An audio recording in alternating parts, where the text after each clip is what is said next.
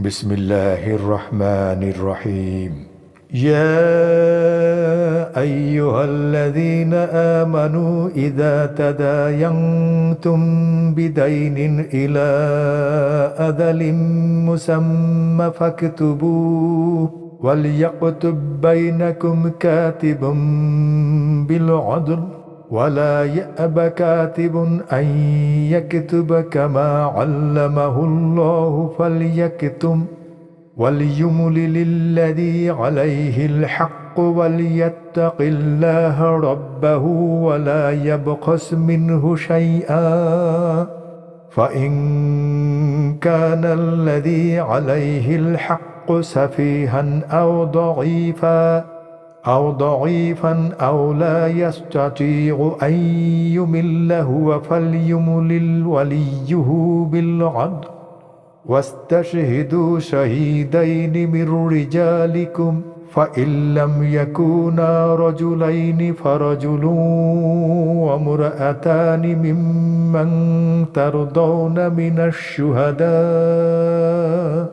من الشهداء أن تضل إحداهما فتذكر إحداهما الأخرى ولا يأبى الشهداء إذا ما دعوا ولا تسأموا أن تكتبوه صغيرا أو كبيرا إلى أجل ذلكم أقسط عند الله وأقوم للشهادة وأدنى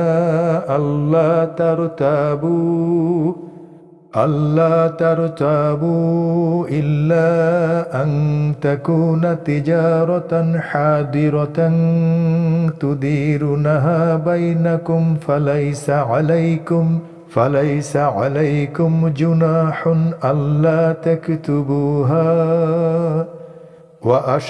وأشهدوا إذا تبايعتم ولا يضار كاتب ولا شهيد وإن تفعلوا فإنه فسوق بكم واتقوا الله ويعلمكم الله والله بكل شيء عليم.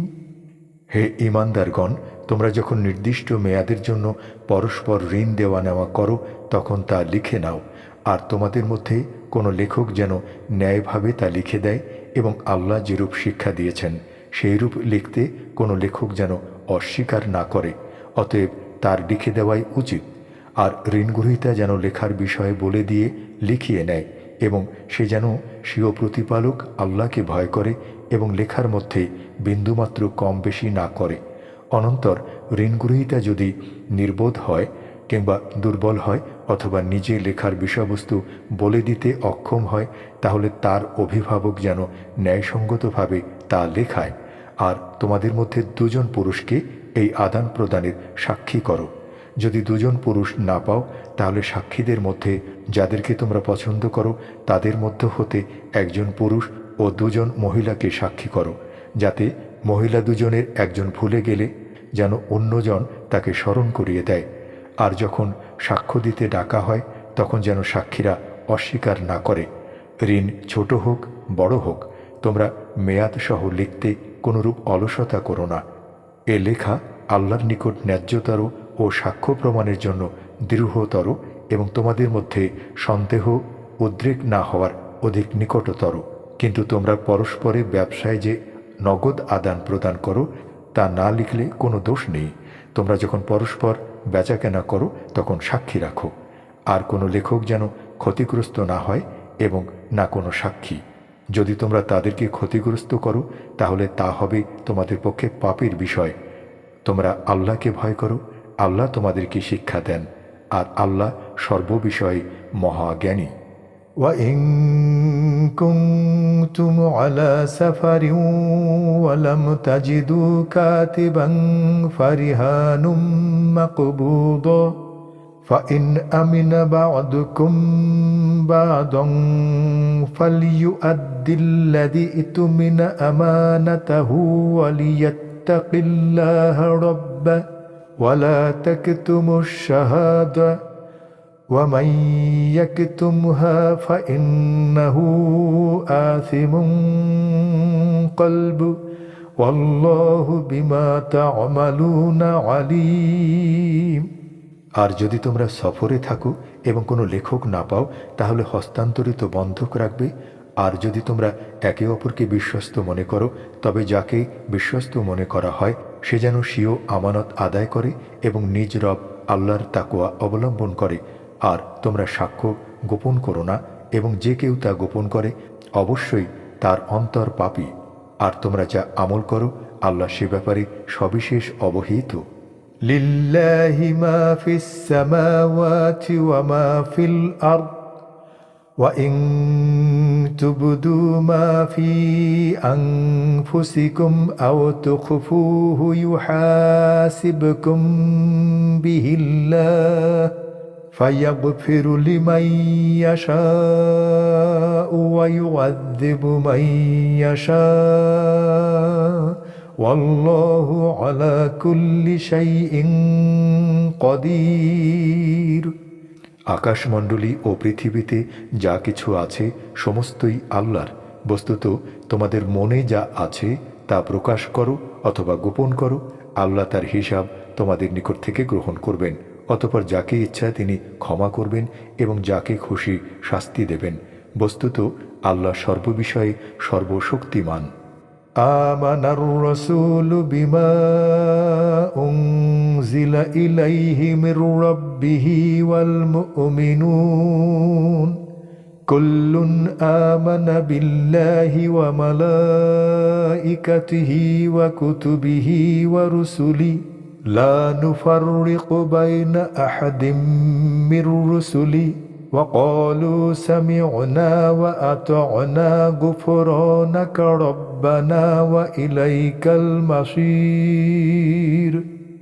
রসূল তাঁর নিকট তার রবের পক্ষ থেকে নাজিলকৃত বিষয়ের প্রতি ঈমান এনেছে, আর মুমিনগণ প্রত্যেকে ঈমান এনেছে আল্লাহর উপর, তাঁর ফেরেশতাকুল, কিতাবসমূহ ও তার রসূলগণের উপর। আর আমরা তার রসূলগণের কারো মধ্যে তারতম্য করি না। আর তারা বলে, আমরা শুনলাম এবং মানলাম। হে আমাদের রব, আমরা আপনারই ক্ষমা প্রার্থনা করি আর আপনার দিকেই প্রত্যাবর্তন স্থল।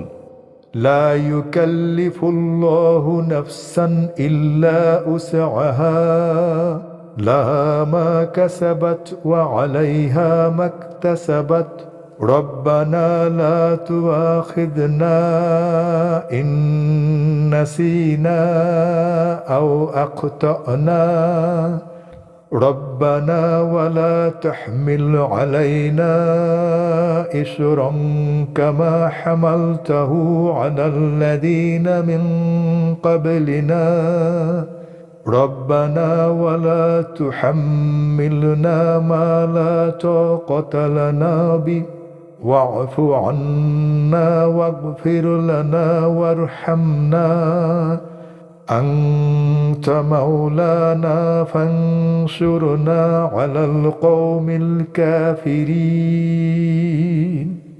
আল্লাহ কোনো ব্যক্তিকে তার সামর্থ্যের বাইরে দায়িত্ব দেন না।